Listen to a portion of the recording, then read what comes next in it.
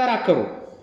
ባያምኑኝስ ብሎታል፣ አንደበቴ ኮልታፋ ነው ብሎታል። ስላንተ አሮን ይናገራል፣ አሮን ካንተ በላይ እንደሚናገር አውቃለሁ ይላል። በኋላ ግን ጌታ ሆይ እባክህ ሌላ ሰው ላክ ብሎታል። መጨረሻ ምን ይላል? ምዕራፍ 4 ላይ እግዚአብሔር በሙሴ ላይ ተቆጣ ይላል። እና ሙሴ ሹመትን ለመቀበል እምቢ ብሎ ነበር። ግን ሙሴ ሹመትን ለመቀበል እምቢ ያለው እውነት ለመናገር እግዚአብሔር ከተቆጣው በኋላ ነው እሺ ወደ ማለት ሄደው እና እመቤታችን ግን ይኩነኒ ብላ ፍጹም በእምነት ተቀብሏለች። ስለዚህ የእሷ እሽታ የሲኦል የነበሩ ነፍሳትን ነፃ ማውጣት የሚችል እሽታ ነው። ምክንያቱም በሔዋን እምቢታ የገቡ ነፍሳት በእመቤታችን እሽታ ነው ከሲኦል ባርነት የመውጣታቸው ጭላንጭል የወጣው። አሁን ይኩነኒ ስትል ቃል መጣና ከእመቤታችን ስጋና ነፍስ ነስቶ ተዋሃደ። እዚህ ውህደት ውስጥ ጊዜ ተዋሂዶ ላይ 3 ቃላት መቀዳደም የለባቸው። ስንት ቃላት? ይሄ በጣም ወሳኝ ነጥብ ነው። አንደኛ ይኩነኒ ከሚለው ከእመቤታችን ቃል፣ ሁለተኛ አካላዊ ቃል ከእርሷ ስጋን ከመንሳቱ፣ ሶስተኛ አካላዊ ቃል ከትስብእት ጋር መዋሃዱ። 3ቱ መቀዳደም የለበትም። ይኩነኒ ስትል እንደገና ደግሞ ቃል ከሷ ስጋን ሲነሳ ስጋና ነፍስን እንደገና ሲዋሃደው በማይክሮ ሰከንድ ዓለም ሊደርስበት በሚችለው ፍጥረት መቀዳደም የለበትም። እግዚአብሔር ባወቀ በማይቀዳደም ካህሊነቱ ይኩነኒዋን በተናገረችበት ቅስፈት ቃል ስጋን ነሳ ከአብና ከመንፈስ ቅዱስ ጋር አንዲት በምትሆን ጌትነቱ በነሳበት ቅስፈት ተዋሃደ። ስለዚህ ተዋሃደ ስትሉ ምንን እያሰባችሁ? ነሳ የሚለውን እያሰባችሁ። ነሳ የሚለውን ስታስቡ ስጋን ፈጥሮ ተዋሃደ የሚለውን እያሰባችሁ መሆን አለበት ማለት ነው። ይሄን ባንል ምን ክፍተት ያመጣል ነው? አሁን ስሙኝ። ይሄን ባንል ምን ክፍተት ያመጣል? የሚያመጣው ኢፌክት ምንድነው? በጸጋ አምላክ ሆነ የሚሉ የጸጋ እምነት ተከታዮች ጋር አንድ ላይ ያደርገን ስለሚችል። ለምን ቃል መጥቶ ስጋን ከመቤታችን ነስቶ እና በመዋሃዱ መካከል የሆነች ያረፈደች ጊዜ ካለች ወይም ካስረፈድን በመሃል ያቺ ትስብእት ቃል ሳይዋሃዳት የሰነትበተችበት ጊዜና ደቂቃ አለ ማለት ነው። ያ ደግሞ ከሆነ ፍጹም ስህተት ነው። ለምን እንደዛ ከሆነ ቃል መጥቶ በህድረት አደረባት ይባላል እንጂ ተዋህዶ ፈጸመባት አይባልም። ተዋህዶ ትርጉም የሚሰጠው እመቤታችን ይኩነኒ ባለችበት ቅስፈት ቃል መጥቶ ተዋህደ ብለን ሳናቀዳድም 4 ነጥብ ብለን ስንዘጋ ነው። ለዚህ ቃል መጥቶ ወዲያው ይኩነኒ ስትል በቅስፈት ምን አለ? ተጸነሰ። አሁን አንድ ጥያቄ ልጠይቃችሁ፣ ቀለል ያለ ጥያቄ። ቃል የተጸነሰው መቼ ነው? ትምህርቱን እናርገው። ብዙ ጊዜ ከሚሆን ነገረ ስጋይ ስለሆነ ትንሽ ይፈልጋል ሪፍሌክሽን። ጽንሰት የተፈጠረው መቼ ነው? ይኩነኒ ስትል አይደል? አምላክ ሰው የሆነው መቼ ነው? ይኩነኒ ስትል። ቃል ስጋን የነሳው መቼ ነው? አሁንማ በቃ ግጥም አደረጋችሁት። ዜማን ብታወጡለት ይኩነኒ ስትል። ለምን አያችሁ? በመካከል መቀዳደም የለም። ምክንያቱ ስለምንድን ነው? አሁን የሚያመጣው ኢምፓክት ምንድነው? ቃል ከመንሳቱና ከመዋሃዱ መቀዳደም አለ ከተባለ ይኩነኒ ባለችበት ቅስፈትና ቃል በነሳበት ቅስፈት መቀዳደም ካለ ምን አይነት ችግር ያመጣል? የጸነሰችው ይኩነኒ ስትል ሳይሆን ይኩነኒ ካለ በኋላ ነው የሚል ቃል መጠቀም ሊኖርብን ነው። ስለዚህ እነዚህ ቃላት መቀዳደም የለባቸው በጣም። ስለዚህ ጊዜ ተዋሂዶ ላይ መተርጎምና አሁንም ማድማት ያለብን ጉዳዮች አሉ። 3 ጥያቄ እንመልስ። አንደኛ ከመቤታችን ስጋን የነሳ ማለት ነው። ቃላቱ እንዳይከብድ ነሳ ማለት ወሰደ ማለት ነው። ወሰደ፣ ተካፈለ የሚሉ የሚጋሩ ቃላት አሉ። ያው ምልአትነት ላይፈጥሩ ይችላሉ። ከመቤታችን ስጋ ወስዶ ከፍሎ ከደመ ድንግልና ክፍል አድርጎ እንግዲህ ያለ ዘር አይደለ የጸነሰችው? ያለ ዘር አብሲ ያለ ወንድ ፈቃድ አይደለ የጸነሰችው? ታዲያ እንግዲህ ከፍሎ ነው የተዋሃደ። ቄርሎስ እንዳለው ያቺን ስጋ ነስቶ ወይም ከፍሎ መውሰድ ላይ ማን ነው የወሰደው? ቃል ብቻውን ነው ወይስ አብ መጥቶ ቆይ እኔ ልንሳል ብሎ እሱ ያልቻለውን መንሳት ነስቶ እንካ ተዋሃድ ብሎት ነው? በመንሳት የስንትነት ስራቸው ነው? የአንድነት ስራቸው ነው። አብ ወልድ መንፈስ ቅዱስ አንዲት በምትሆን ባህሪያዊ ጌትነታዊ ፈቃዳዊ መለኮታዊ አገዛዛዊ አንድ በምትሆን ባህሪያዊ ፈቃድና ካህሊነት ከትስብእት ከመቤታችን አካል ትስብእትን ነስቶ እንዲዋሃድ ተደርጓል። አሁን ምን አልኳችሁ? 3 ቃላትን። አንደኛ የነሳ ማን ነው? አንድ ያዙ። ወይም ነሳኢ ማን ነው? የሚወሰደ ማለት እንዲህ ውስድ ያደረገ ማን ነው ካልን ወልድ ብቻውን ነው? አይደለም። አብ ብቻውን ነው? አይደለም። መንፈስ ቅዱስ ብቻውን ነው? ለምን? በመፍጠር ስንት ናቸው ስላለ። በመንሳት ስንት ናቸው? አንድ ናቸው አይደል? በመለኮት ስንት? አንድ። ስለዚህ ከመቤታችንም ስጋን በመንሳት ቄርሎስ ይላል ወልድ ከመቤታችን ብቻውን ስጋ ነሳ አንልም ይላል ድርሳኑ ላይ። ነገር ግን ከአብና ከመንፈስ ቅዱስ ጋር ባልጎደለች አንድ በምትሆን ጌትነቱ ከመቤታችን ምን ነሳ? ስጋና ነፍስ። አሁን አያችሁ እንዴት እየለየ ነው እንደመጣ ነው። አሁን በዚህ አስተሳሰብ ቅባቶቹ ይስማማሉ አይስማሙ? እነሱ የሚሉት አብ ቀቢ፣ ወልድ ተቀቢ፣ መንፈስ ቅዱስ ቅባት ነው የሚሉት። አሁን ያዙልኝ። ስጋን ከመቤታችን የነሳ ማን ነው ብያችኋለሁ? አውቄ ነው የምደጋግመው በደንብ እንዲሰርጽብን። ማን የነሳ? አብ ብቻ አይደለም፣ ወልድ ብቻም አይደለም፣ መንፈስ ቅዱስ፣ አብ ወልድ። ስለዚህ በሌላ ቋንቋ እግዚአብሔርነታቸው ነው የነሳ። አያችሁ ምናቸው? ካህሊነታቸው ነው የነሳች።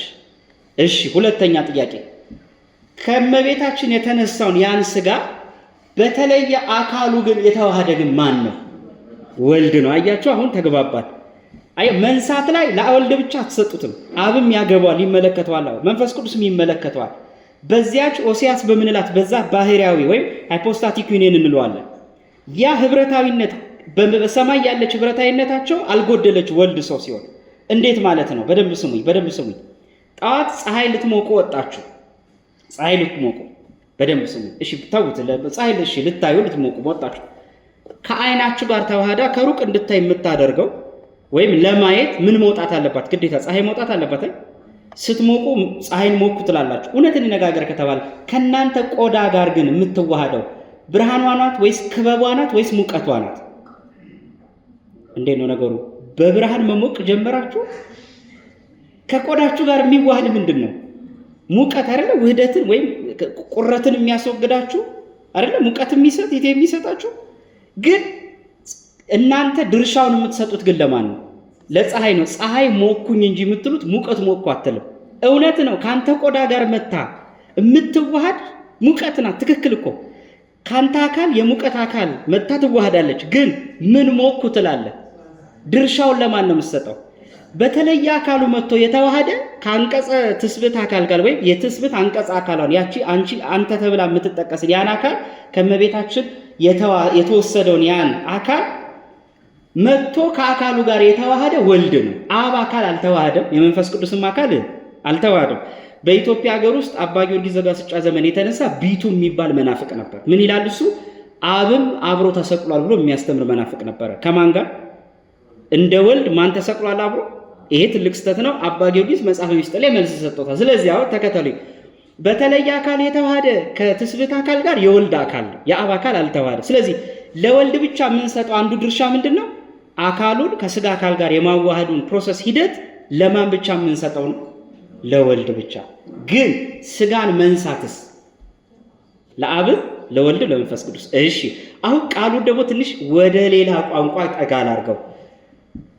አክባሪ አለ፣ ከባሪ አለ፣ ክብር መሆን አለ። አሁን እቺ እንደውም ያዝልኝ። አሁን ተከተሉኝ። እሺ አሁን ለምን መሰላችሁ? በዚህ የምንነካቸው አካል ስላለ አክባሪ በሉ፣ ከባሪ፣ ክብር መሆን።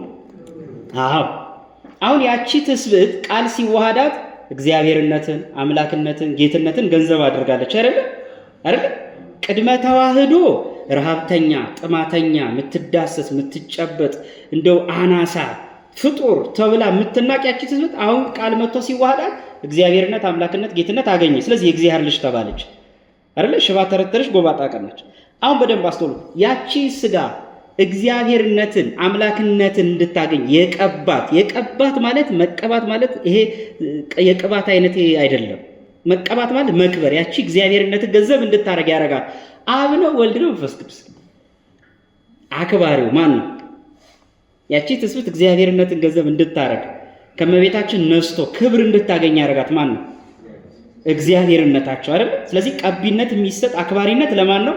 ለአብ፣ ለወልድ፣ ለመንፈስ ቅዱስ። አሁን አያችሁ፣ ይሄን አስተሳሰብ የማይቀበሉ ማን ናቸው ካላችሁ የቅባት እምነት ተከታዮች ይሄን አይቀበሉ። ለምን? እነሱ የሚሉት ቀቢነት ወይም አክባሪነትን ለማን ብቻ ነው የሚሰጡት? ይሄ አስተሳሰብ በጣም ይገርማችሁ። ምናልባት በየቪዲዮው የተወሰኑትን እኔም መልስ ለመስጠት ሞክሬያለሁ በተከታታይ። ይሄንን በተለይ አሁን ያሉት ፕሮቴስታንቶቹ በደንብ የሚከተሉትም አስተሳሰብ ነው። በዚሁ አጋጣሚ የፕሮቴስታንት እምነት ይሄን ትቀበላለች። በየትምህርቶቻቸው እስካያችሁ አብ ልጁን ወደ ዓለም ሰደደ የሚለው ሲተረጉሙት ልክ በመንፈስ ቅዱስ አዋሃጅነት ወይም ቅብአትነት ወልድ ተልኮ የመጣ የሆነ ተልኮ ሊፈጽም የመጣ አንድ አገልጋይ አድርገው ነው የሚያስቡት። ያ ከየት የመጣ አስተሳሰብ ነው? አብን ብቻ ቀቢ የማድረግ ወልድን ብቻ ተቀቢ የማድረግ የአናሳነት ትምህርት ነው። ይሄ ግስተት ነው። ቀቢነት፣ አክባሪነት የስንትነት ስራቸው ነው? የሶስትነት ወይም በጋራ ምን የሚሉት ለማለት ፈልጋችሁ ነው? በአንድነት የሚሰሩት ስራ ነው። እሺ አክባሪነት የማን ነው? የአብ የወልድ የመንፈስ ቅዱስ ራይት አለፍን። ሁለተኛ ከባሪነት የማን ነው? ምን ማለት ነው?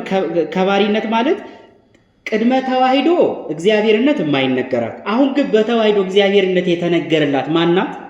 ትስብእት ናት። ያቺ ማናት? ስጋ ናት። የገባችሁ ነው? ማናት ያቺ?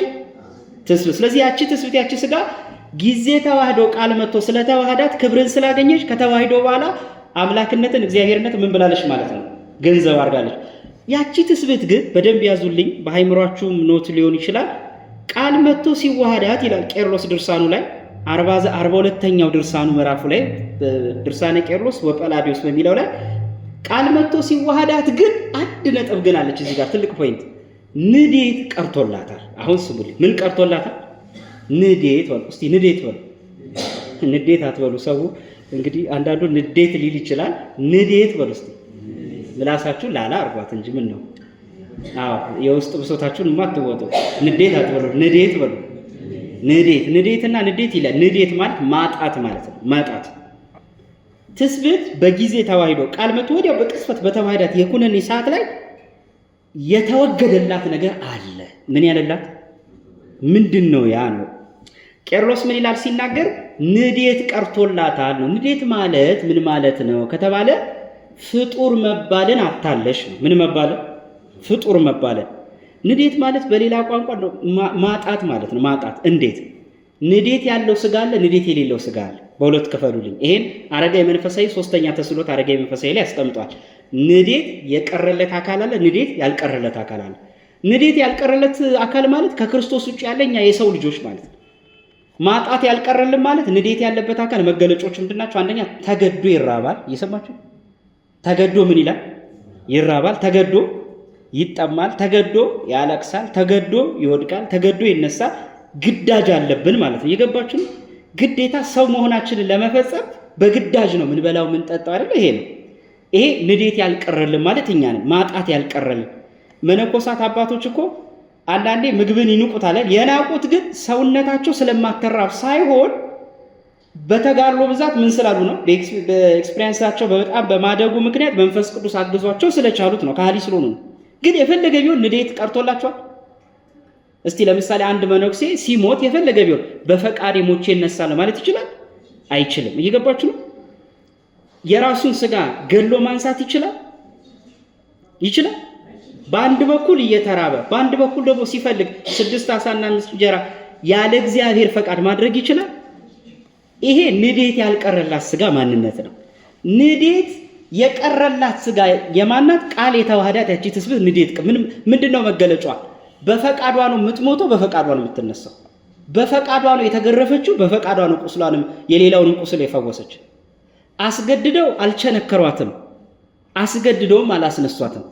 አስገድዶ ውሃውን ወደ ወይን አድርግ ያላትም የለም። ያቺ ትስብእት ያቺ ትስብእት ከበላዩዋ ላይ ቀና ብላ የምታየው እግዚአብሔር የላትም። እቺ የኛ ትስብእት ግን እግዚአብሔር አላት። ምን ማለት ነው? ያቺ ትስብእት እግዚአብሔርነትን ስላገኘች አሁን ለምሳሌ የኛ ስጋ ቀና ብላ ከበላዩዋ እግዚአብሔርን ትማጸናለች። ቃል የተዋህዳት ያቺ ስጋ ግን ወልድን ለአምልኮ አትልም። አያችሁ? ለዚህ ነው በዚህ በቃለ ግዝት በሚለው መጽሐፍ ላይ ሃይማኖተ አበው ላይ ከተዋሂዶ በኋላ አሉ ሰለስቱ ምዕት ከተዋሂዶ በኋላ በቃልና በትስብእት መካከል ሁለትነትን የሚሰብክ ካለ የተወገዘ ይሁን ይሉና ስጋ ቃልና ስጋ አንድ ከሆኑ ወዲህ ይላል ክርስቶስ ከተዋሂዶ ትስብእት ቃልን ዝቅ ብሎ ያመልካል እንዳትሉ ይላል። ምን እንዳትሉ? ለምን ሲባል በቃል ገንዘብ ምንነትን ገንዘብ አድርጋለችና እግዚአብሔር። እንደውም ቄርሎስ አንድ የሚያነሳው አለ እዚህ እኮ ሙግቱ ላይ የኤፌሶኑ ጉባኤ ላይ አናቴሞቹ ሲብራራ ለምሳሌ አንድ የሚያነሳው ሐሳብ ክርስቶስ ሁለት ባህሪ ነው ካላችሁ ይላል። ሲራብ ሲጠማ ይሄ ስጋ ነው፣ ሙት ሲያስነሳ ይሄ መለኮት ነው ብላችሁ የምትሰነጥቁት ከሆነ ለሁለት ታዲያ ሰብአ ሰገል መጥተው ሲሰግዱለት እሰግድ ለከ ብለው የሰገዱለት ስንት ስግደት ነው ይላቸዋል። ወይስ የአምልኮትን የሰገዱለት ወይስ የጸጋ ነው ይላል። ይገባችሁ? አይ የሰገዱት ለቃል ብቻ ነው ልትሉን ነው ወይ? ይገባ? እንደነሱ አስተሳሰብ ትስብእት የማይሰገድለት ይላሉ፣ ቃል ደግሞ የሚሰገድለት ብለው አንዱን ክርስቶስ ከሁለት ለዩት። ይሄ ግን ስህተት ነው። ለአንዱ ክርስቶስ አንድ ስግደት ነው የቀረበለት። ምን አይነት ስግደት? የአምልኮ ስግደት። ምን ነው ያቺ ትስብእት ፍጡራን ነበረች? አዎ ቅድመ ተዋሂዶማ ተፈጣሪነት ብቻ ያላት ሩቀ መለኮት ነበረች። አንድ ገሌ ብቻ ተብላ የምትጠራ ከሰው መደብ ውስጥ የነበረች ናት። ቃል መጥቶ ነስቶ ከአባቱና ከሕይወቱ ጋር አንድ በምትሆን እግዚአብሔርነት በተለየ አካሉ ሲዋሃዳት ግን አሁን እግዚአብሔርነት ገንዘብ አደረገች። አሁን አምላክ ተባለች። አሁን ሉንቻይ ተባለች። ለዚህ ነው ኤፌሶን 2:10 ላይ ምን አለ? ሁላችን በኢየሱስ ክርስቶስ ምን አለናል? ተፈጠርን አለ። ያቺ ስጋ ምንነት ተነገረላት? ፈጣሪነት እግዚአብሔር። ስለዚህ ያቺ ትስብእት በጊዜ ተዋሂዶ ምን ቀርቶላታል አልኳችሁ? ንዴት በሉ። ንዴት መቅረቱ ሌላው ማሳያ ምን ማለት ይችላልላችሁ? ንዴት የቀረላት ጸባይ ሰውነት ቃል የተዋሃዳት ስጋ በልቶ ማስወገድ አደፍ ጉድፍ አልነበረባትም። አባ ጊዮርጊስ ዘጋስጫ የማክሰኞ አርጋኑ ላይ እንዲህ ይላሉ። ክርስቶስ ይላሉ ስጋዊ ደማዊ ባህሪ ይነሳ እንጂ አለ አባ ጊዮርጊስ ስጋዊ ደማዊ ጠባይን አልነሳም አሉ። ተራበ አሉ። ተርቧል። ይሄ ስጋነት ነው ወይም ሰዋዊነት ነው። ነገር ግን ተራበ ግን አልቀማም አሉ አባ ጊዮርጊስ ዘጋስጫ። በላ ጠጣ፣ ቀጠና ግን አላገኘውም። ምን ማለት ነው ቀጠና? ሰው በልቶ ምን የሚለው አለ የሚያስወግደው። ክርስቶስ ግን ያህል እንኳን ክርስቶስ ሎቱ ስብሐት እመቤታችንን በእርግጥ አላገኛትም። የበቁ ቅዱሳንም ይሄ ይቀርላቸዋል። አስተውሉ። ያቺ ትስብእታው ንዴት ቀርቶላታል። ስለዚህ ከተዋሂዶ በኋላ ፍጡር የሚል ቃል አይነገርላትም። ያቺ ትስብእት ምን አይነገርላትም? ፍጡር አትባልም። ለምን? ፍጡር የሚለው ቃል አንድ መለኮት ያልተዋህዶን አንድ ሩቅ ብእሲን ብቻ የሚያመለክት ቃል ነው። ምንም ብቻ ሩቅ ብእሲን ብቻ የሚያመለክት ቃል ነው። ምን ማለት ነው? መለኮት ያልተዋሃዳት ብቻዋን ሰው ብቻ ተብላ የምትቀጸልን አካል የሚያመለክት ነው ፍጡር የሚለው። ጊዜ ተዋህዶ ቃል ግን በቃል ክብር በኩል እግዚአብሔርነት ገንዘብ ስታረግን አሁን ክርስቶስ እግዚአብሔር አምላክ ተብላለች። አሁን ተገዳ አይደለም የምትራበው፣ ፈቅዳ ነው የምትራበው። ለምን? ፈቅዶ ማስራብ መራብ የሚችል አምላክነትን ገንዘብ ስላደረገች። አሁን ተገዳ አትሞትም፣ ፈቅዳ ትሞታለች፣ ፈቅዳ ትነሳለች። ለምን? ፈቅዶ መግደልም ማዳንም የሚችል ማንን ስለተዋሃደች? ስለዚህ በቃል ክብር ማን ከብራለች ማለት ነው? ትስብእት ከብራለች። ስለዚህ አሁን የቅድሙን እንከልሰው። አክባሪ ማን ነው አለ? አብ ወልድ መንፈስ ቅዱስ። ከባሪ ማናት? ትስብእት ነው በቃል ገንዘብ። ክብር መሆን ግን የማን ነው? የቃል የወልድ ነው። እየገባችሁ ነው? ክብር መሆን ማለት የማን ነው? ምን ማለት ነው? ያቺ ትስብእት ያቺ ስጋ በማን ከማን አካል ጋር አካሏ ሲዋህር ነው ክብር ያገኘችው ከተባለ በወልድ ውክልና። ይሄ ማለት ከስላሴ አካላዊ ውክልና ይዞ የመጣ ማን ነው? ወልድ ነው። ስለዚህ ከወልድ ጋር አካላዊ ውህደት ሲፈጸምላት ሙሽርነት ስትፈጽም ወልድ ህብረት ከሚያደርገው ከስላሴነት ጋር እሷም እግዚአብሔርነትን ገንዘብ አድርጋለች። አያችሁ? የወልድ አካል በተለየ መጥቶ ከእሷ ጋር ሰርግ ሙሽርነትን ፈጸመ። በተራ ቋንቋ ላስረዳችሁ። ጋብቻ ስትፈጽሙ ለምሳሌ ወንዶች ከሴት ቤተሰብ ጋር ተጋብታችኋል አይደል? ተጋብታችኋል። ስትጋቡ ግን እሷን ብቻ ነው እንዲያገባችሁት? ይህን ጥያቄ በተለይ መጠየቅ እፈልጋለሁ። ባለፈው አንድ ሰርግ ላይ ጠይቄያለሁ። ሙሽራ ሆይ የተጋባው ከእሷ ጋር ብቻ ነው ወይስ ከቤተሰቡ ጋር ብዬ ጠየቁ። ስትጋቡ ከእሷ ጋር ብቻ ነው ወይስ ከቤተሰቡ ጋር ጭምር ነው? ምን ነው ፈራችሁ? አሁን ገና ቤተሰብ መቁጣት ጀመረ። አንዳንዱ አይ አለ የማያዋጣ ቤተሰብ ሆኖበታል መሰለኝ አማቾቹ። ምን ማለት ነው? እውነት ነው። በትዳር ጥምረት ከሚስትየው ጋር ብቻ ትወዳጃለህ። ቤተሰባዊ ጋብቻ ግን አለብህ አይደል? ታዲያ ቅልቅል እያልክ እንደው የበግ አይነት የምታርደው ይለዘ አይደል እንጂ በጉንዱ ይበላ እኮ አይደለም። ህብረት አድርገናል ነው ቅልቅሉ። ምን ማለት ነው? ጋብቻው ቤተሰባዊነትን ምን ያደረገ ነው? ስለዚህ የእሷ ቤተሰብ አካል ሁሉ የማን አካል ሆኗል? ከዛ በኋላ የአንተ አካል። ይሄ እንደው ምን ያመጣል? ጭራሽ አንተ ከእሷ ወገን ጋር ስለተዋርክ የእሷ እህት የአንተን ወንድም ማግባት ጭምር አይችልም። አያችሁ? ይሄ ምንን ያመጣው ነው? ጋብቻ ወንድና ቤተሰብ ወንድ የሚፈጽሙት ሲሆን ቤተሰብም ለቤተሰብ ምን የሚሉት ነው። ይሄ ከሆነ ቃል መጥቶ ስጋን ሲዋሃዳ ትስብእት በተለየ አካሉ ከመጣ ከወልድ ጋር ስትዋሃድ ከኋላ ከወልድ ከቃል ጀርባ ያለ አባቱና ሕይወቱ ጋር ምን ፈጽማለች? ውህደት። የፈጸመችው ውህደት ግን በተለየ አካል ከወልድ ጋር ብቻ ነው። ከማን ጋር ብቻ? ከወልድ ጋር። ክብርንም ያገኘችው በወልድ በተለየ አካል መጻኢነት በኩል ነው። ስለዚህ ወልድ ለቃል ምን ሆነ? ቃል ለስጋ ምን ሆነላት ማለት ነው? ክብር ሆነላት። ስለዚህ አክባሪ ማን ነው? እግዚአብሔርነት ወይም አብ ወልድ መንፈስ ቅዱስ። ከባሪ ማናት? ትስብእት ነው። ክብር መሆን የማን ነው? ወልድ ነው። ይሄ ማለት ትስብእት ከስላሴነት ጋር ትውውቅ የፈጸመችው በማን በተለየ አካል መጻኢነት ነው?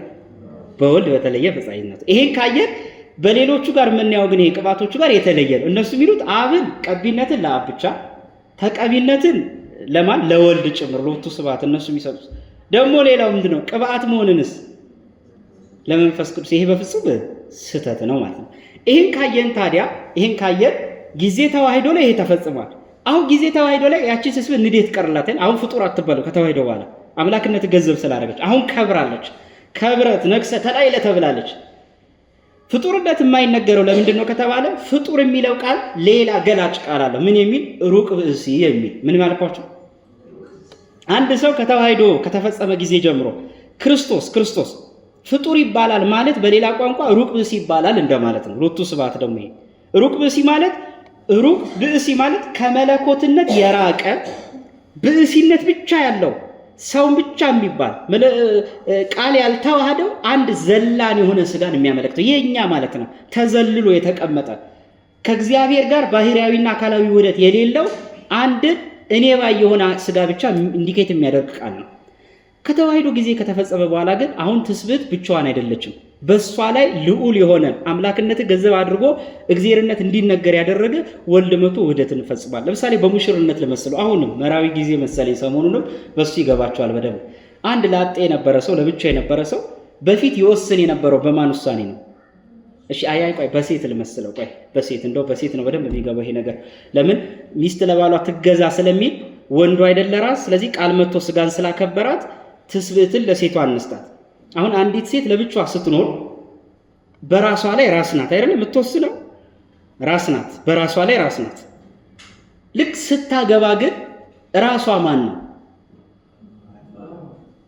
ምን ነው ሴቶች ፈራችሁ? ራስ ምታቱ ማን ነው ብል ትመልሱት ነበር በደንብ። እሺ ራስ ማን ነው? ወንዱ ነው።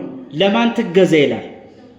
አሁን በወንዱ ያው ምሳሌው ባይመጣጠንም እንድንረዳው ነው። ወንዱ ለሷ ራስ ነው። በደንብ አስተውሉ። ባልና ሚስቶቹ ግን ከሁለት አካል ስንት አካል ይሆናሉ? ያን ቀን አንድ አካል የምለው ኮንቴክስት ውስጣዊ ህብረታዊ የነፍስ አካልነታቸው አንድ ይሆናል። አንዲት ቤተክርስቲያንን እያመኑ አንድ ስጋው ደግሞ እየተቀበሉ ልጅ እየወለዱ አንድ ሆኖ ይኖራሉ። ከእንግዲህ ስንት አይደሉም ነው የሚለው መጽሐፍ ነው። ሁለት አይደሉም ስንት ናቸው ነው የሚለው? አንድ። በደንብ ይሁን። አሁን ግን የማን ራስነት እሷን አካል አሰኛት? የወንዱ ራስነት እሷን ምን አደረጋት? አካል። ወንድ ለሚስት ራስ ነው የሚለው የእሱ ራስነት ምን አደረጋት? አካል አደረጋት አይደለም?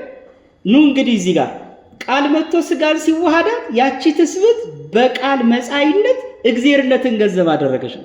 አሁን ከዛ በኋላ ተዋህዶ ከተፈጸመ በኋላ ክርስቶስ ማን ነው ብትባሉ ይህ ስጋ ይህ መለኮት ተብሎ አይለይም። ስንት አካል ስንት ባህሪ ስለሆነ አንድ አካል አይነጠልም። እሺ አንተ ጠይቅ። አልዓዛርን ከሞት ያስነሳ ማን ነው? ወልድ ነው ወይስ ትስብእት ነው? ክርስቶስ ነው። ክርስቶስ። እንዴት? አሁን ወደ ቄርሎስ እንምጣ። ከበዳችሁ እንዴ? እሺ በደንብ ላስረዳችሁ። አሁን በቄርሎስ ሳስረዳችሁ በደንብ ትረዱታላችሁ። እዚህ ጋር በቀኝ እጄ እሳት አለ። እሳት ጨብጫለሁ። በዚህ እጄ ብረት፣ ቀመረ ቄርሎስ ይባላል ይሄ ትምህርት። ብረት ጨብጫለሁ። ሁለቱ ከመዋሃዳቸው በፊት የራሳቸው መገለጫዎች አላቸው፣ አይዴንቲቲዎችም አላቸው። ብረቱ ይዳሰሳል፣ ይጨበጣል፣ ይቆረጣል፣ ይቀዘቅዛል አይደል? ይወድቃል፣ ይነሳል። እሳቱ አይዳሰስም፣ አይጨበጥም፣ ያቃጥላል፣ ያደርቃል። ጊዜ ተዋህዶ ሁለቱም አዋሃድኳቸው። ሳዋህዳቸው የጋራ ስም ወጣ። ምን የሚል? የጋለ ብረት ተባለ። ምን ያልኳቸው? የጋለ ብረት። የጋለ ብረት የሚለው ስም የብረቱ ስም ነው ወይስ የእሳቱ ስም? የሁለቱም ስም ነው አይደለም? የሁለቱም ስም ነው። ቃል መጥቶ ስጋህንም ሲዋሃዳት ክርስቶስ ኢየሱስ ተባለ። ክርስቶስ ኢየሱስ፣ አማኑኤል፣ መድኃኒዓለም፣ መሲህ የሚሉ ስሞች የቃል ብቻ ስም ነው ወይስ የስጋ ብቻ ስም? የሁለቱም የጋራ ስም ነው። የሁለቱ ብቻ ሳይሆን የጋራ የተዋህዶ ስማቸው ነው። አሁን በደንብ ቀናበሮችን ስም አንዴ ይሄ ከገባችሁ በቃ ይሄ ከገባችሁ ሚያፊዚት በደንብ ትረዱት። በቀጣዩ ዲያፊዚትን ሞኖፊስትን እንቀጠቅጠዋለን። ግን ይሄን መረዳት አለባችሁ። ቄርሎስ ምን ይላል? የጋለውን ብረት ያስኩት ይላል። ሲይዘው አቃጠለኝና ለቀኩት። ምኑ አቃጠላችሁ ይላል። አሁን እዚህ ላይ ያቃጠለኝ እሳቱ ብቻ ነው ብትለኝ ባትይዘው ኖሮ መቼ ያቃጥለ ነበር ነው። ያስኩት ብለኸኛል። ብረቱ እንዳለ ነገርከኝ። ግን ብረቱን ብቻ አልያዝከውም፣ እሳቱንም ስለያዝከው አቃጠለክ። እሺ የያዝከው ምኑን ነው ብልህ ደግሞ ብረቱን ብቻ እንዳትለኝ እንደ ድሮ ተራ ብረት አልያዝክም።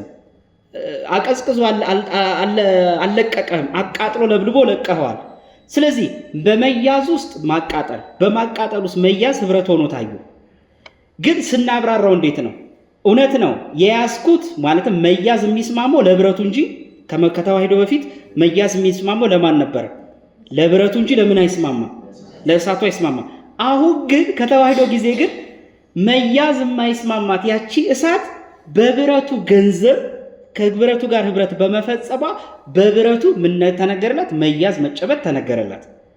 ቅድመ ተዋሂዶ ማቃጠል የማይስማማት ከተዋሂዶ በፊት ማቃጠል ያቺ ብረት አሁን ግን ለምን ማቃጠል ቻለች? በእሳቱ ገንዘብ ምን ማለት ቻለች? ማቃጠል ቻለች ነው። ስለዚህ ከተዋሂዶ በኋላ ይሄ ብረቱ ነው ይሄ እሳት ነው ብሎ ሊለዩት አይችሉም። እየገባችሁ ነው? ይሄንን ደግሞ ወደ ማን ያመጣዋል? ቀጥታ ወደ ቶማስ ያመጣዋል። ጌታችን ለቶማስ ብሎ ሁለተኛው ሳምንት ላይ ፋሲካ ተገልጧል እና አላምን ስላለ የክርስቶስን ትንሣኤ ናና ጎኔን ንካው አለው። አሁን ቁም ነገሩ እዚህ ጋር ነው። ጎኑን መጥቶ የቶማስን ሲነካው ያቺ ቁስል አለሽ ጎኑ ላይ በደንብ ይሁን ጎኑ እኮ አለሽ ቁስሉ አይደለም። እንግዲህ ታዲያ ቁስሉን መጥቶ እጁ ቢሰድ ለበለበው ጌታ አምላኬ ብሎ ጮኸ። አሁን እናንተ እቤት ውስጥ ሲያቃጥላችሁ ሴቶች ማንን ነው ስም የምትጠሩት? የትዬ ድረስ ነው የምትሉት? ማን ነው የምትሉት? አበበ ድረስ ነው ማን ነው የምትሉት? ብቻ የባላችሁ ስም ነው የምትጠሩት? ማን ድረስ ነው የምትሉት? ወይስ ተስፋ ቆረጣችሁባቸው? እነሱ እንደማይደርሱ ስታውቁ ለነገሩ ይሻላችሁ አንድ ሰማያውያኑን ይሻላችኋል። እንደው መላእክቱን የጻድቃኑን ድረሱ ብትሉ ይሻላል። እሱ እስኪመጣ ገና መንገድ ዝግ ነው። ግን ቶማስ የነካው ተራ እሳት አይደለም። ኤጲፋኒዎስም ይለዋል ተራ እሳት አልነካህም ይላል። ጌታ አምላኬ ብሎ ጮኸ። አሁን ስሙ እንግዲህ ቶማስ የነካው ትስብእቱን ነው ወይስ መለኮቱ?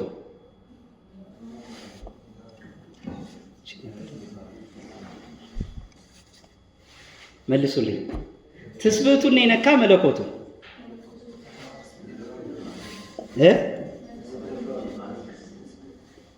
አሁን ቁስሏ ስትታይ ጎርጉዳ ትታያለች አይደል? አንድ ሰው መጥቶ እናንተ ቁስላችሁን ቢነካ የምትታመሙት ነኪዎች ቁስለኞቹ እናንተ ናችሁ ወይስ የነካው ሰው ነው የሚታመሙ?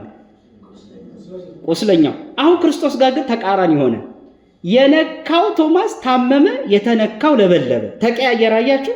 እንደ ልማዱ እኮ ቁስል ሲነካ ጌታ ነበር መታመም የነበረበት። ለምን ጌታ አምላኬ ብሎ የጮኸ በተቃራኒው ቶማስ ነው። ተቃራኒ ሆነ። አያችሁ?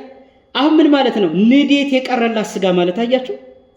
ንዴት የቀረላት ስጋ፣ ንዴት ማጣት የቀረላት ስጋ፣ አምላክነት ያላት ስጋ። የኛማ ተራ ስጋ ብትሆን ሩቀ መለኮት የሆነች ሲነኳት አንዴ እገሌ እያለች ትጮዋለች። ሲቃ አለባት። ሲቃ የሌለበት አንቀጻ አካሉ ለክርስቶስ አሁን ጌትነት ስላገኘች የምትለበልብ ናት። ለዚህ ነው ቅዳሴ ላይ ይህ የሚያቃጥል እሳት ነው የሚለው። ስጋ ወደሙ ስንቀበል እሳት ከስጋ ጋር አንድ ሆኖ የተዋህዶ ምስጢር ነው የምንቀበለው። ተራ የሩቅ ብሲ ስጋና ደም አይደለም። እየገባችሁ ነው? ስለዚህ ቶማስ መጥቶ ነካው። የነካው ምኑን ነው? ክርስቶስን ነው የነካው። አንድ አካል አንድ ባህሪ የሆነ ክርስቶስን ግን ሲብራራ ለመለኮት መነካት ይስማማዋል። ግን በማን ገንዘብ መነካት ተነገረለት? በስጋ ገንዘብ። እየገባችሁ ነው? እሺ ለመለኮት ደግሞ ቆይ ስሙኝ በደንብ። ለስጋ ደግሞ ለዚህ መለብለብ ይስማማታል? ማቃጠል አይስማማትም። በማን ገንዘብ ማቃጠል ተነገረለት? አዎ እሺ፣ አሁን የጋለው ብረት ጋር እንመለስ። ደግሞ የጋለውን ብረት ሚስማር አደረኩኝና በሚስማር መታወትና ተበሳ። ምኑ ተበሳ? በቃ አሁንማ የጋለ ብረት ስትሉ ልታመሹ ነው። የጋለ ብረት ነው ሁሉ በልሱ። ምኑ ተበሳ? የጋለው ብረት። ለእሳቱ መበሳት ይስማማዋል? በምኑ ገንዘብ መበሳት ተነገረለት? ክርስቶስንም በቀራንዮ አደባባይ ላይ እጆቹን አምጥተው በሚስማር ሲመቱት ያቺ ሚስማር ሄዳ ባህርየ መለኮቱን መንካት ትችላለች? አትችልም። ለመለኮት የሚቸነከር አካል፣ የሚወጠር ገላ፣ የሚደማ ሰውነት የለውም። በማን ገንዘብ ግን ቆሰለ፣ ወደቀ፣ ተነሳ፣ ተገረፈ፣ ተቸነከረ ተባለ? በትስብእት በስጋ ገንዘብ። አሁን ያዙልኝ ወደ መጨቺ ደግሞ በጣም ፈታኝ ናት። እቺ ምሳሌ መዝጊያ ናት። የጋለውን ብረት ይላል ስለታመጣሁና ለሁለት ቆረጥኩት። ምኑ ተቆረጠ? አሁን ቁም ነገሩ እሳት ይቆረጣል። አሁን ይሄንን ዲፋይን እናርጋ። እንግዲህ የጋለ ብረት አለ እዚህ ጋር ለሁለት ቆረጥኩት። እዚህ ጋርም ወዲህ ሁለት እሳትና ብረት ተዋህዶ የጋለ ብረት አለ፣ ወዲህም የጋሉ ብረት አለ። አሁን ቁም ነገሩ ስለቱ ሄዶ እሳቱን ብቻውን ቢሆን እንኳን አይቆርጠውም ነበር። አሁን ግን እንዴት ተቆረጠ? ምኑን በመዋሃዱ ብረቱ በመዋሃዱ በብረቱ ምን ተነገረለት? መቆረጥ ተነገረለት። እዚህ ጋርም እሳትና ብረት አለ፣ እዚህ ጋርም ገብቷችኋል ወይስ ልከልሰው? እሺ ልድገሙ። የጋለው ብረት አለ እዚህ ጋር ስለት አመታችሁ ነው ቆረጣችሁት። ምኑ ተቆረጠ? የጋለው ብረት። እንደ ከመዋሃዳቸው በፊት ግን እሳት ብቻውን ይዛችሁት ልቁረጥ ብትሉት ይከፈላል ለሁለት? አይከፈልም። አሁን ለምን ለሁለት ቦታ ተከፈለ? ተከፍሎ የሚስማማው ምንን ስለተዋሃደ? ብረትን ስለተዋሃደ። በጣም ጥሩ። ክርስቶስ ጋር ነው። ክብር ይግባውና ለስም አጠራሩ ሞተ በስጋ ብለን እናዜማለን። ዓርብ ቀን ሞተ በስጋ ለመለኮት ለቃል ሞት ይስማማዋል? እንዴት ሞተ ታዲያ? በምኑ ሞተ? አያችሁ፣ ሞተ በስጋ የምትሉት በባህሪው አዎ ሞት የለበትም። እሳቱ በባህሪው መፈለጥ መቆረጥ እንደሌለበት ምንም በመዋሃዱ ግን ሞተ፣ ስጋን በመዋሃዱ። ስለዚህ በደንብ ስሙ። ክርስቶስ ሞተ ስንል የምንና የምን መለያየት ነው? የስጋና የምን የነፍስ መለያየት ነው እንጂ ክርስቶስ ሞተ የምንለው የአምላክና የሰው መለያየት አይደለም። ቃል ስጋ ከሆነባት ቅስፈት ጀምሮ ቃል ከትስብእት ከስጋ ለቅስፈት ተለያይቶ አያውቅም። ነገር ግን ሞተ የምንለው የስጋና የነፍስ መለያየት ነው። ስጋው መቃብር ገባች፣ ነፍሱ ሲኦል ሄደች። መቃብር የገባ ስጋም ጋር መለኮት አለ፣ ሲኦል የሄደች ነፍሱም ጋር መለኮት አልተለየችም። ሁለቱም ጋር ልክ የጋለው ብረት ለሁለት ሲከፈል እዛም የተቆረጠው ብረት ጋር እሳት አለ፣ እዚህ ጋርም እሳት አለ አይደል? እሳቱ ሁለቱም ጋር እንዳለ መለኮታዊነት ጌትነት በሁሉ ሙሉ የሆነ ጌትነቱ ሁለቱም ጋር አለ። መቃብር የገባ ስጋ መለኮት እንዳለ በምን አወቅን? በሶስት ምክንያት። ሁለት ነው፣ እኔ አንድ ጨመርኩኝ የባስሎስ የሚለውን። አንደኛው በምን አወቅን? ሊገንዙ ሲሉ አይኖቹ ተከፈቱ ይላል። ምኖቹ? እንደ ፍጡር ልትገንዙኝ ትወዳላችሁን? እንዲህ እያላችሁ ገንዙኝ ብሎ ቅዱስ እግዚአብሔር ቅዱስ ኃያል እያሉ ገንዘውታል።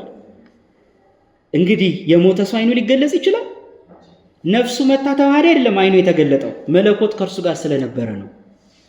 በሲኦል ነፍሱ ሄዳለች። በሲኦል ያለች ነፍሱም ጋር መለኮት አልተለየም። በምን አወቅን? ነፍሳት ነፃ መውጣት ባልቻሉ ነበረ። መለኮትማ ባይኖር ኖሮ ተራ ሩቅ ብእሲ ነፍስማ ቢሆን ኖሮ መለኮት የተለየው ነፍስማ ቢሆን ኖሮ ሲኦል የሄደው ለተራ ነፍስማ የኢሳያስ ነፍስ ነፃ ባወጣቸው ነበረ።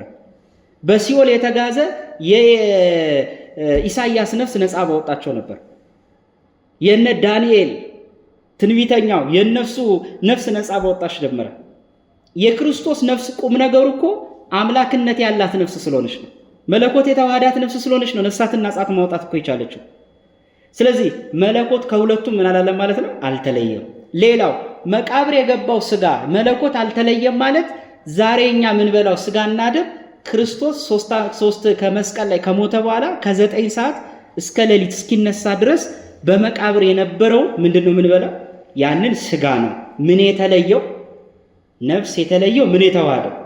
መለኮት። እየገባችሁ? ስለዚህ መለኮት ሲሞት ክርስቶስ ከትስብእቱ ከስጋው ተለይቷል ማለት በሌላ ቋንቋ ዛሬ የምንበላው ስጋና ደም ምን እያለ ነው? ሎቱ ስብሐት ክብር ይግባውና የሩቅ ብእሲ ስጋ፣ ያ ደግሞ ስተት ነው። ለዚህ ነው ካህኑ በማሂፈድ አጎበሩ ላይ አድርጎ ስጋው ደሙን የሚሰጠን ያ ከላይና ከታች አጎበሩና መቀመጫው እነዛን ንዋያተ ቅድሳት ሁሉ የሚያመለክቱት የክርስቶስን መቃብር ነው።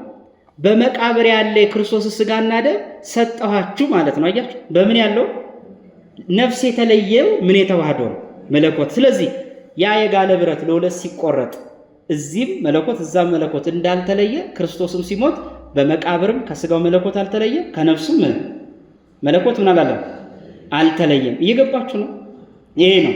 ስለዚህ ቃልና ስጋ ተዋህዶ ማለት በጋለ ብረት ሊመስሉት ይገባል። ሁለተኛ በስጋና በነፍስ መስለው ስጋና ነፍስ ሲዋሃዱ ምን የሚል ማንነት ይፈጠራል?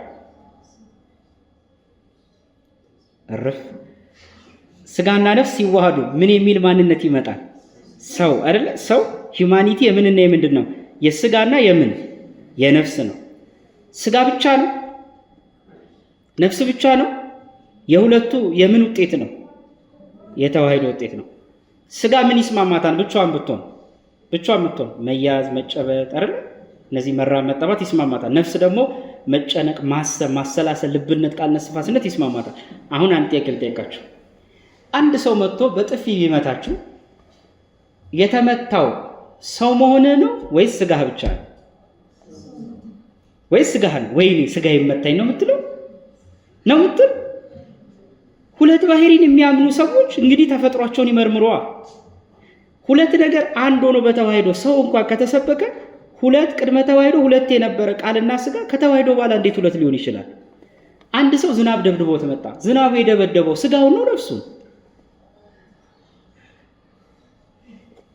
ዝናብ ከተደበደበች በግ እኩል ሰውም እኩል ተደበደበ አንልማ እንዴ? ቁም ነገሩ እዚህ ላይ እኮ ነው።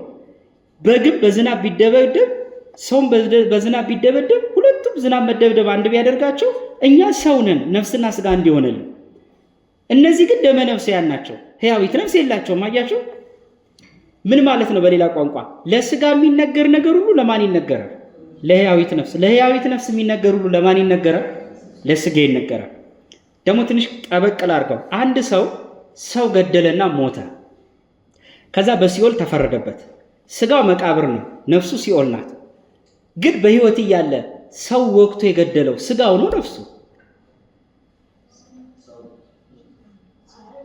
ስለት አንስታ ከሰው ጎን ወቅታ ልብ ወርቃ የገደለች ማናት ቢባል አይ ስጋ ብቻ ገደለች አይልም። አንድ ሆኖ ሰው ሳለ ግን ፍርዱም አንድ ነው። ምን ማለት ነው? እውነት ነው። ስጋ ያንን አንስታ ስተገብር ከኋላ ሆና የምትመራ ማናት? ነፍስ ናት አይደለ? በዚህ ቦታ ሂድ፣ እዚህ ቦታ ጠብቅ ብላ ምሪት የምትሰጥ። በምን የሰሩት ነው? በጋራ የሰሩት ነው። የስጋ ተግባር ሁሉ ለማን ይነገራል? ለነፍስ። የነፍስ ተግባር ሁሉ ለማን ይነገራል? ስጋ ምንም ዝሙትን ተባብራ ብትፈጽምበት ስጋዋ ግን ነፍስም ትጠየቅበታለች። አይ ስጋ ሰራችና ተብሎ አይደል? ስለዚህ ሰው እንኳን በተፈጥሮ አይገርማችሁም? ይገርሙኛል ሁለት ባህሪ የሚያምኑ ሰዎች ዲያፊዚት ብሎ የሚያምኑ ካቶሊካውያንና ኢስተርኖች ይገርሙኛል። እንዴት የራሳቸውን ተፈጥሮ ማስተዋል አቃታቸው? የስጋቸው ነገር ለነፍሳቸው ከተነገረ፣ የነፍስ ተግባር ለስጋ ከተነገረ የቃልን ክብር ለስጋ ለምን መናገር ከበዳቸው? አንድ አካል አንድ ባህሪ ሆኖ ለመስበክ ለምን ከበዳቸው? ያ ሰው በሕይወት እያለ ቢጸልይ ቢሰግድ እንደና አቡነ ተክለ ሃይማኖት እግራቸው እስኪቆረጥ ቢሰራ ተጋድሎን የተፈጸመች የተራበች ስጋ ናት ነፍስ? እውነት እንነጋገር፣ እንጀራ ያልበላች እኮ ስጋ ናት። እንደው ነጥሎ ለማስተማር ያህል አይደለ? ነፍስ እንደሆነ እንጀራ ትበላ። ግን የፈለገ ቢሆን የእሷ ረሃብ መራብ ለማን ትሩፋት ሆኖ ተነገረለት? ለነፍስ ትሩፋት ሆኖ ተነገረለት። ስትሰግድ የነበረች ያቺ ስጋ ለምሳሌ አንድ ሰማዕት ወቅተውት እነ ቅዱስ ጊዮርጊስ መከራ ተቀብሎ ሞተ። እውነት እንነጋገር፣ የነ ዱድያኖስ ስለትና ሰይፍ የእሳት ግለት የሚጠብሰው ስጋውን እንጂ ነፍሱን እኮ አይደለም። ግን ያንን መከራ አብራማን ተቀብላለች። ልክ ተዋህዶም ላይ የቃል ነገር ሁሉ ለስጋ ይነገራል። የስጋ ነገር ሁሉ ለማን ይነገራል? ለቃል። ለምሳሌ ቆሰለ፣ ተገረፈ፣ ወደቀ፣ ተሸነከረ ስትል ስጋ ብቻ አትልም። ለምን? ሰማዕታት ሲታረዱ ስጋቸው ብቻ ታረደ እንደማትለው ቃል ስጋን በተዋህደ ጊዜ ስጋ ብቻ መክፍዳን ተቀበለ አትልም። እንደዛ ከሆነማ ቃል መጥቶ የእኛን ግፍ ተቀበለ ላትል ነው። ወልድ መጥቶ የእኛን መከራ ተጋራ። እንዴት ነው? መከራውን ለመጋራት የግድ ተዋህዶ ያስፈልጋል። የእኛን ሕማም ተሸከመ ለማለት ሕማሙን ተሸከመ የምታሰይ ተዋህዶ ናት። ይሄን ምስጢር የምታጋራ ሰማያዊ አምላክ በስጋ የመጣን ችንካር የኔ ነው የምትለው ተዋህዶን ስትፈጥር ነው። ተዋህዶ ሰማያዊ አምላክ በሰው ወገን የመጣበትን ችንካር ተቀበለ የምታሰይ አንድ ባህሪ እንጂ ሁለት ባህሪ አይደለችም። ሁለት ባህሪ ካልክ ግን ቃል መጥቶ ከስጋ ጋር ምንም አይነት ውደት አልፈጸመም ካልክ እንዴት ብሎ ነው የእኛን መከራ ተቀበለ የምትል? ደግሞ በአንጻሩ በእርሱ ቁስል እኛ ተፈወስን የምትለው እንዴት ነው? ቁስሉ ፈወሰኝ ለማለት እኮ ቁስሏ መለኮት መጥቶ ውህደት መፈጸም አለበት። ያቺ ስጋ ያቺ ቁስል የጌትነቱን የአምላክነቱን ርስት መውረስ አለባት። ስለዚህ በወልድ ወገን በኩል ያለን እግዚአብሔርነት ገንዘብ ስላደረገች እግዚአብሔርነት የእርሷ ስለሆነ ቁስሏ በፈወስ ቻለ። አያችሁ? ስለዚህ በእርሱ ቁስል እኛ ምን አለን? እኛ ምን አለን? አንድ ምሳሌ መስዬ ላጠናቅቅ። እኔ እዚህ ጋር አለሁ፣ ወንድሜ ያለ፣ ሌላም ሰው አለ። የእኛ አካል አሁን ልዩ ልዩ ነው። ለምሳሌ ባልና ሚስትን እናምጣ። ለምሳሌ የፈለገ አንድ ብንላቸው ባልና ሚስት አካላቸው ግን ስንት ነው? ስንት ነው? እርግጠኛ ነኝ አሁን ታክሲ ስትገቡ ተደራርባችሁ ነው የምትቀመጡት አይደለም? ለየብቻችሁ ነው። አንድ አካል ነን ብላችሁ እንግዲህ እንደው ተጣምራችሁ አትሉ። እንግዲህ አንድ ራሱ ተብሎ ትዳር ውስጡ ሁለትነት አለ። ስጋዊ ላይ ግን አንድ ስትሉ አንድ ነው። አልተለወጠም፣ አልተጣፋም፣ ውላጤ እኮ የለም። ግን በተዋህዶ ተገናዝቧል። አሁን አስተውሉ። ሁለቱ ባልና ሚስቶች ባህሪያቸው ማለት ጠባያቸው ስንት ነው? ሁለት ነው። ለምሳሌ ባል ነጭናጫ ከሆነ ሚስት ደግሞ ረጋ ያለሽ ልትሆን ትችላለች። ሚስት ደግሞ ቱግ የምትል ከሆነች ባል ደግሞ እንደው ቀዝቀዝ ያለ ሊሆን ይችላል። ደግሞ ያደለው ደግሞ ሁለቱም እሳት ነደር ሊሆኑ ይችላሉ። እሳተ ገሞራ እንደየቀሉ ሁለቱም የተረጋጉም ሊሆኑ ይችላሉ። አያቸው፣ ፈቃዳቸው ለየቀል ነው። ፍላጎት የምትወጣው ከሁለት ሐሳብ ነው። አሁን ስሙኝ እንግዲህ ስሙኝ። እዚህ ላይ በጣም ቁም ነገር ስላለች ነው። ይሄን አለቃ አድማሱ ጀንበሬ ጥሩ ስለሚያስቀምጧት ነው። ሁለቱ ባልና ሚስቶች ንስጥሮሳውን እያለ ያለው በአንድ ቤተሰብ ውስጥ ትዳር ውስጥ ያሉ ሁለት ሰዎች አሉ። ልክ ተዋህዶ እንደዛ ነው። ሚስትየው ብትገረፍ፣ ለምሳሌ አንዱ መጥቶ ሚስትየው በጥፊ ቢመጣት ባልየውን ያመዋል?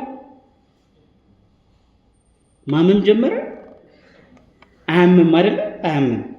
ባልየውን ውጪ ሌሊት ላይ ወንበዴዎች መጥተው ቢደበድቡት ሚስት ይቆስላል? ሰውነቷ ቤት አይቆስልም፣ ሊሆን አይችልም።